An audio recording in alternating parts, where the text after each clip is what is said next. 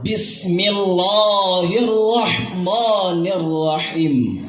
Assalamualaikum warahmatullahi wabarakatuh.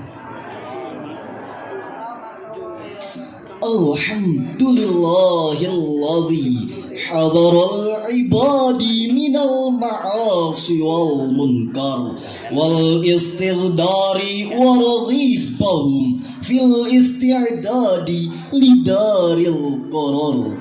Ashhadu an la ilaha illallah wahdahu la syarikalah alladzi yakhluqu ma yasha'u wa yakhtar.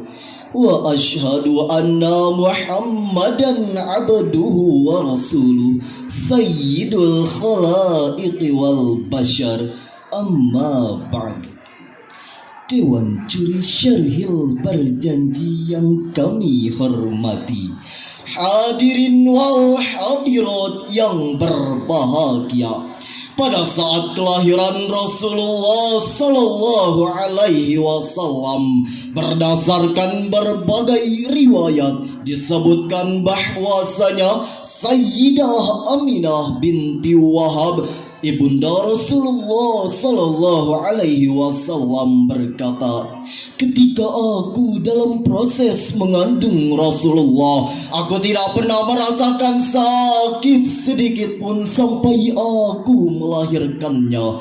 Tatkala ketika Rasulullah Sallallahu Alaihi Wasallam lahir, keluarlah cahaya yang terang benderang yang menyinari antara timur dan barat.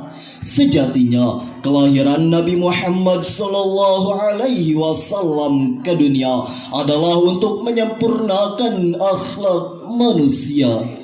Syekh Yusuf Qaradawi dalam bukunya Kaifa Nata'ammal Ma'al Quran menjelaskan bahwasanya salah satu syariat Islam yaitu untuk menyucikan hati manusia dan meluruskan akhlak-akhlak mereka, sebagaimana Rasulullah Sallallahu Alaihi Wasallam bersabda dalam hadisnya yang berbunyi, Innama bu'ithu liutammima makarimal akhlaq.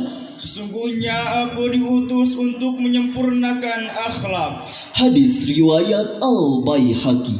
Hadirin yang berbahagia, pada kesempatan yang berbahagia ini, izinkan kami menyampaikan sebuah syarhil berjanji yang berjudul Eksistensi Moral pada Zaman Kelahiran Rasulullah Sallallahu Alaihi Wasallam.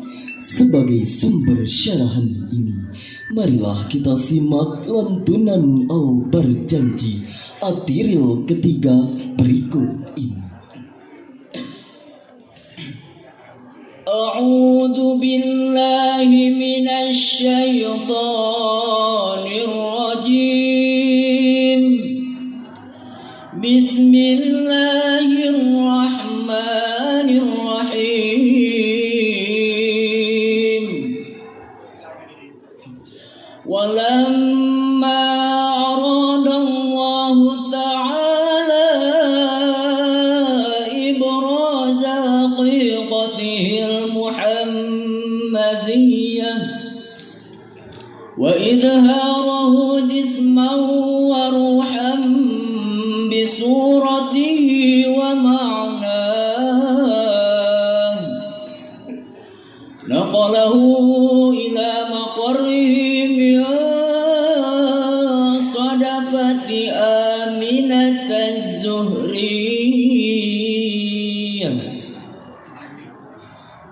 Aku berlindung kepadamu ya Allah dari godaan setan yang terkutuk dengan menyebut namamu ya Allah yang maha pengasih, maha penyayang.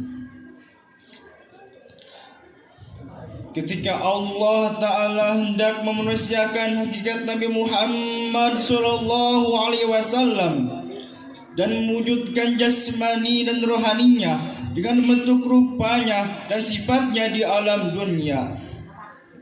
Maka Allah memindahkan tempat nur tersebut kepada Aminah yang suci. Salah satu catatan Syekh Yusuf bin Ismail An-Nabani dalam kitab Al-Anwarul Muhammadiyah yang disarikan dari kitab Mawahibul Laduniyah menjelaskan, ketika Allah Subhanahu wa taala hendak menitipkan Nur Muhammad pada rahim Aminah pada malam Jumat di bulan Rajab, Allah memerintahkan malaikat Ridwan, malaikat penjaga pintu syurga, untuk membukakan pintu syurga Firdaus sebagai tanda penghormatan. Maka ketika saat itu pula terdengar seruan malaikat Ridwan yang terdengar antara langit dan bumi. Perhatian, sesungguhnya cahaya suci yang sejatinya adalah Nabi Muhammad pada malam ini berada pada rahim Aminah. Muhammad adalah seseorang yang memiliki akhlak mulia yang sempurna. Pada saat itu beliau diutus untuk menyucikan hati manusia.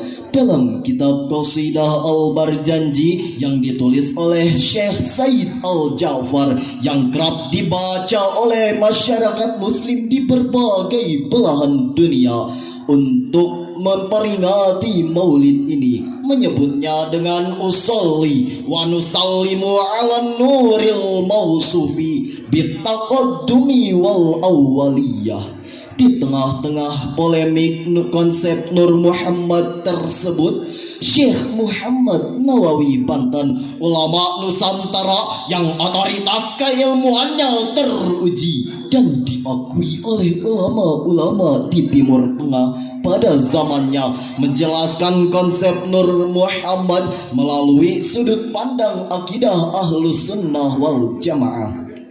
Dengan keterangan Syekh Muhammad Nawawi Banten ini, kepercayaan kelompok Ahlus Sunnah wal Jamaah tidak menjadi cacat, ternoda, terkontaminasi, tersesat, bahkan bergeser dari akidah Ahlus Sunnah wal Jamaah, sebagaimana yang telah diterangkan dalam kitab Al-Barjanji Atiril ketiga yang berbunyi, وخصها القريب المجيب بأن تكون أما لمصطفى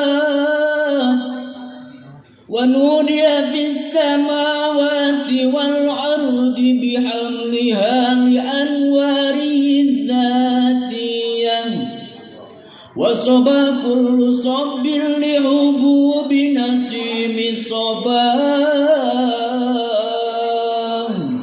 dan Allah mengkhususkan kepadanya sebagai ibu dari Nabi yang terpilih, dan diumumkan ke seluruh penjuru langit dan bumi bahwa nurnya telah dikandung ibunya. Angin-angin sepoi semilir bertiup, maka seluruh makhluk senantiasa rindu dan mengharapkan kelahirannya. sebagaimana yang telah dijelaskan dalam kitab An-Ni'matul Kubra al-Alam yang ditulis oleh Syihabuddin Ahmad bin Hajar Al-Haytami Adi-Syafi'i. Dalam kitab tersebut dijelaskan bahwasanya Sayyidah Aminah mengalami kejadian-kejadian besar selama 12 hari menjelang kelahiran Rasulullah. Dalam kitab tersebut juga dijelaskan bahwasanya Sayyidah Aminah mengalami ketentraman dan kedamaian dalam hatinya selama mengandung Rasulullah. Hadirin yang berbahagia, dari uraian demi uraian yang telah kami sampaikan tadi, kiranya dapat diambil kesimpulan yang pertama, Nabi Muhammad SAW lahir pada saat-saat yang genting. Ada ketidakstabilan keamanan yang berkaitan dengan politik, keagamaan, dan keamanan. Indikasi lain juga ditandai dengan mimpi ibunya yang mana keluar dari cahaya terang benderang dari perutnya. Semua ini menjadi nilai dasar bahwasanya Nabi Muhammad sallallahu alaihi wasallam adalah seseorang yang dilahirkan bukan karena kesempurnaan, baik kesempurnaan keluarga, Tampilan politik, Agamaan. dan kekuasaan kala itu. Kedua, lahirnya Rasulullah Sallallahu Alaihi Wasallam adalah untuk memperbaiki moral, meluruskan akal, menyempurnakan akhlak serta membimbing gerak tindak. Agar apa hadirin? Agar umat Rasulullah Sallallahu Alaihi Wasallam senantiasa menjadi khairu ummah atau sebaik-baiknya umat. Akhirnya buah durian, buah duku. Cukup sekian dan thank you. Wallahul muwafiq ila aqwamit thoriq. Wassalamu alaikum warahmatullahi wabarakatuh.